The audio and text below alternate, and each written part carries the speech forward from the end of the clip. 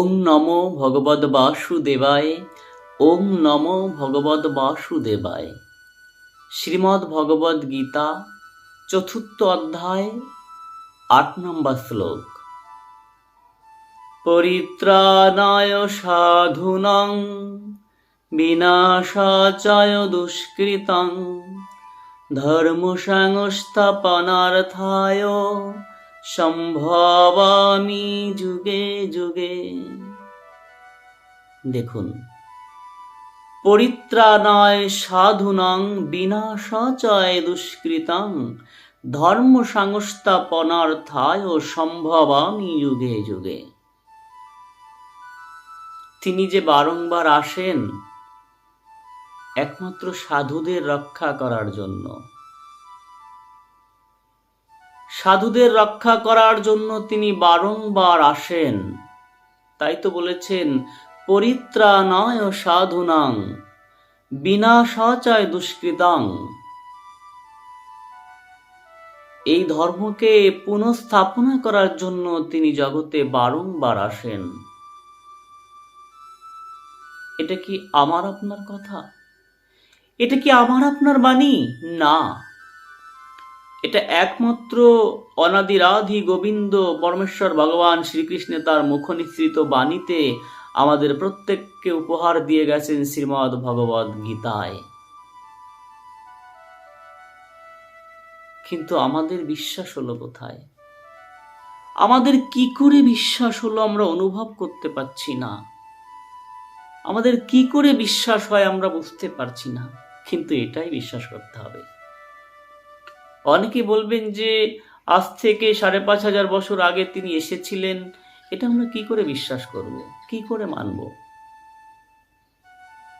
তর্ক যুক্তি দিয়ে তো আর ভজন জগতে প্রবেশ করা যায় না। তর্ক যুক্তি দিয়ে তো আর এই সমস্ত কিছু বিচার বিশ্লেষণ করা যায় না। শুষ্কভাবে পুঙ্খানুপুঙ্খানুভাবে তোমাকে বিচার করতে হবে। বিচারটা একমাত্র নিজের, বিচারটা একমাত্র যার যার তার, সেই বিচারটা আমাদের করতে হবে। তিনি বলেছেন যে সাধুদের পরিত্রাণ, দুষ্টদিগের বিনাশ এবং ধর্ম স্থাপনার জন্য আমি যুগে যুগে অবতীর্ণ হই। শ্লোকের মধ্যে তিনি ভুল বলেছেন? না, বিন্দু মাত্র ভুল বলেননি।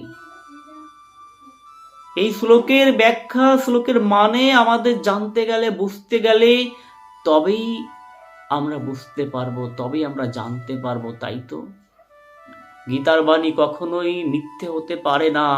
গীতার ভাষ্য, গীতার প্রবচন, গীতার লেখনী, কেননা একমাত্র তিনার মুখনিসৃত বাণী, এই বাণী মিথ্যে হতে পারে না। তার জীবনধারায়, তার চলার পথকে অনুসরণ করে, তার চলার পথকে অনুকরণ নয়, তার চলার পথকে নিজের পাথেয় করে সেই পথে আমাদের অনুসরণ করতে হবে। আমাদের সাধু সন্ত মহন্তগণ বলে থাকেন, সাধুগণ সন্তগণ মহন্তগণ যে পথ করিয়াছে গমন, হে পাপাচারী দুরাচারী তোমরা সেই পথকে নিজের দেহে করো ধারণ।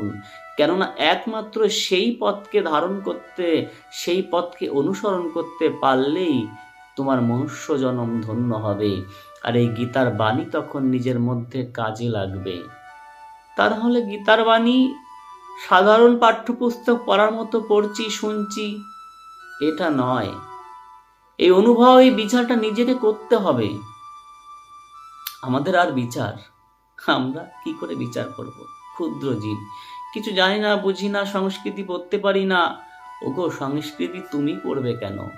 তুমি ওই গীতাটা মুখে নিয়ে, সম্মুখে নিয়ে দুই একটা অক্ষরও যদি বলতে পারো, সেগুলোকে উচ্চারণ করার চেষ্টা করো, অটোমেটিক্যালি একদিন তোমার মধ্যে সেই সত্তাকে জাগ্রত হবে। তুমি কোনোদিন স্কুলে যাওনি, তাও মনে হবে তাই তো। অনুভব জগতে যখন প্রবেশ করবে মনে হবে তাই তো। ভগবান এই যে রথখানা নিয়ে যাচ্ছেন, পেছনে অর্জুন বসে রয়েছেন, আমার এই দেহ রথটা যিনি চালাচ্ছেন তিনি তো সে পরমেশ্বর ভগবান। এই উপলব্ধি অটোমেটিক্যালি আসবে। এটার নামই আধ্যাত্মিকতা, এটার নামই জ্ঞান। এই জ্ঞানই যদি তুমি গীতার মুখনিসৃত বাণী শ্রবণ করো বা পাঠ করো, অটোমেটিক তোমার মধ্যে আসবে। এই পর্যন্তই। সবাই ভালো থাকুন, সুস্থ থাকুন। জয় গুরুদেব, জয় রাধারানী।